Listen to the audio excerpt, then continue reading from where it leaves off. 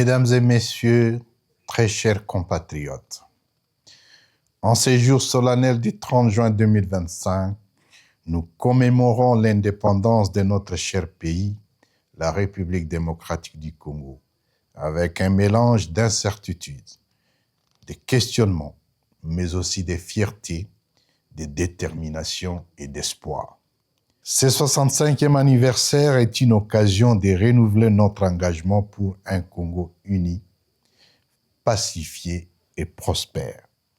Nous voulons un Congo où chaque citoyen, de Bunia à Goma, de Kindu à Lubumbashi, de Bukavu à Mbujimai, de Kisangani à l'embouchure du fleuve Congo via Mbandaka, Bandundu et Kinshasa, peut vivre dans la dignité, la sécurité et la fraternité.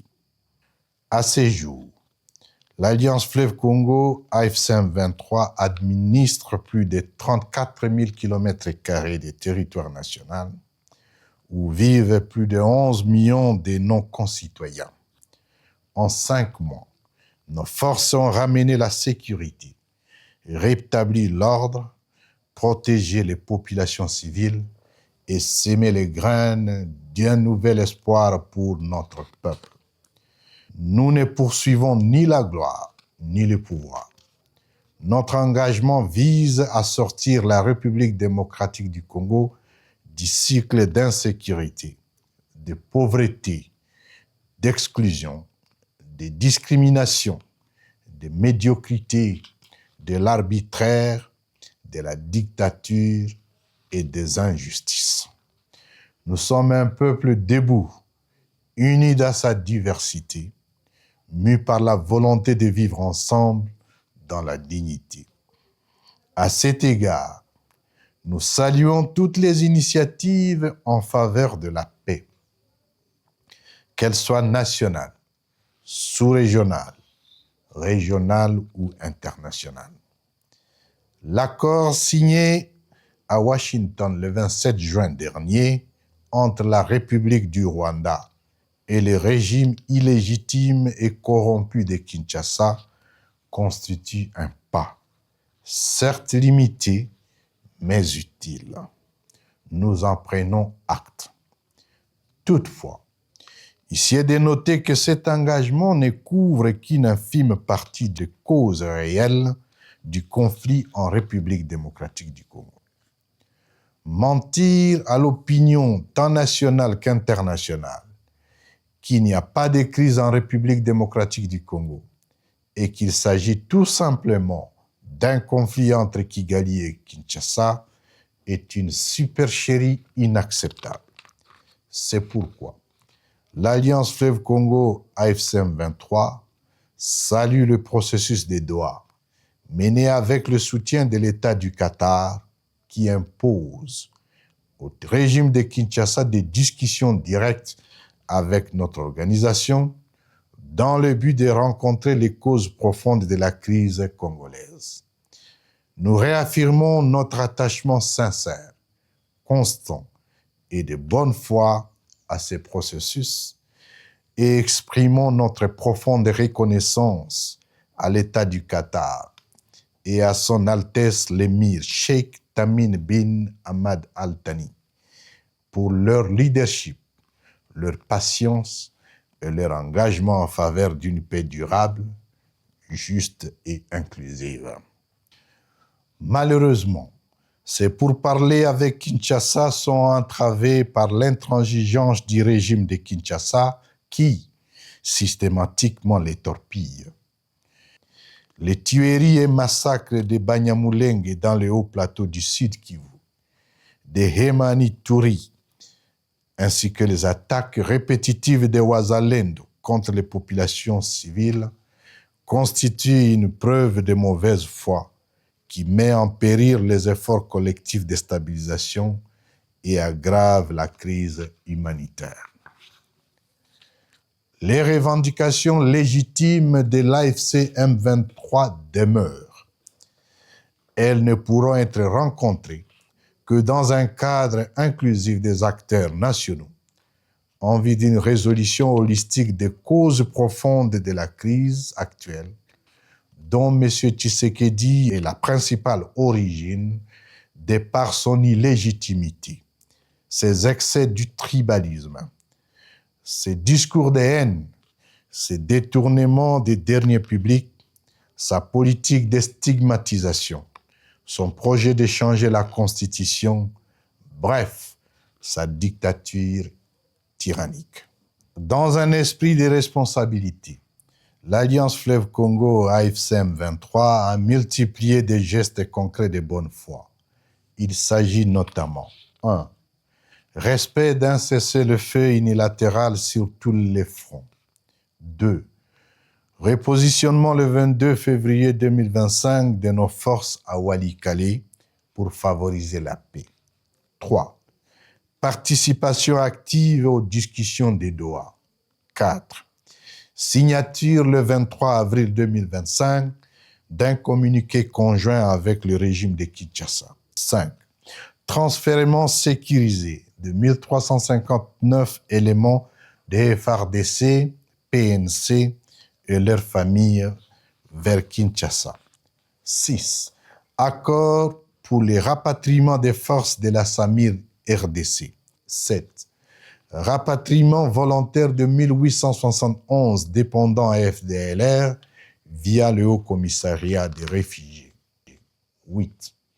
Ouverture et collaboration harmonieuse avec les organisations humanitaires. 9.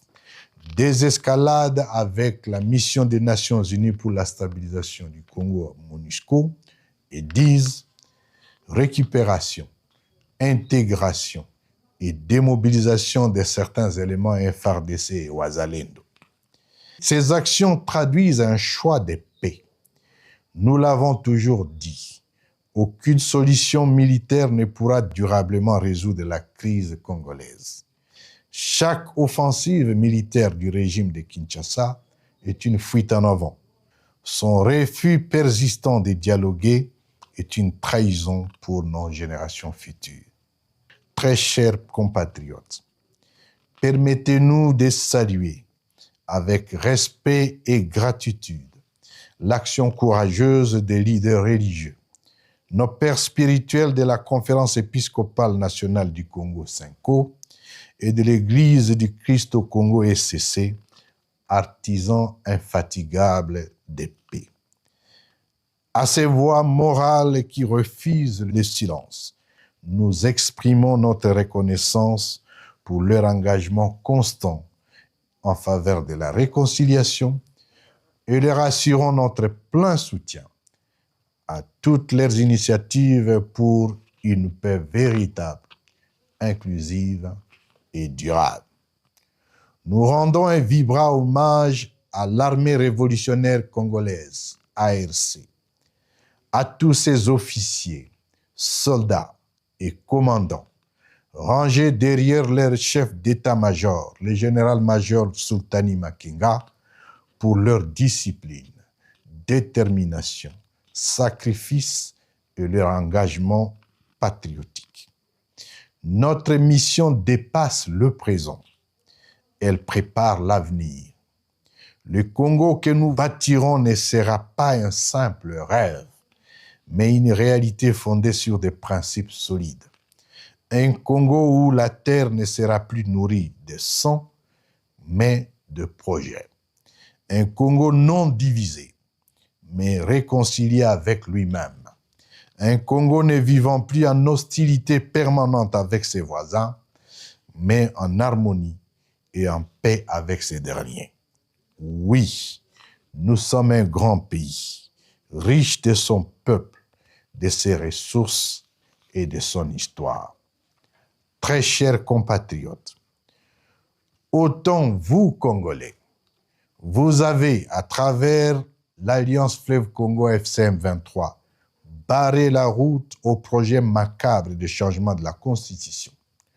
Autant il est temps de rompre avec les antivaleurs du régime Tshisekedi, caractérisé notamment par la corruption érigée en système, le tribalisme utilisé comme levier du pouvoir, l'impunité et l'incompétence comme boussole politique, la course au détournement et l'enrichissement sans cause, les mensonges érigés en mode de gestion.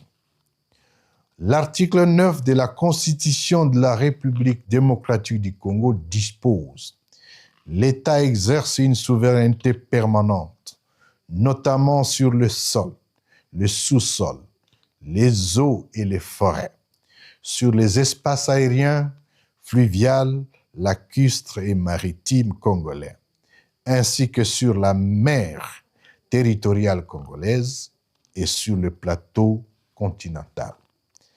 À cet effet, pour l'Alliance Fleuve Congo AFC M23, la tentative de bradage des ressources naturelles de la République démocratique du Congo par le régime illégitime et corrompu de Kinshasa n'a pour seul but que d'assouvir l'ambition de maintien au pouvoir d'un individu. Notre nation mérite un nouveau départ. Vive la République démocratique du Congo. Vive l'Alliance Fleuve Congo AFC M23. Que Dieu bénisse notre peuple et notre chère patrie. Je vous remercie.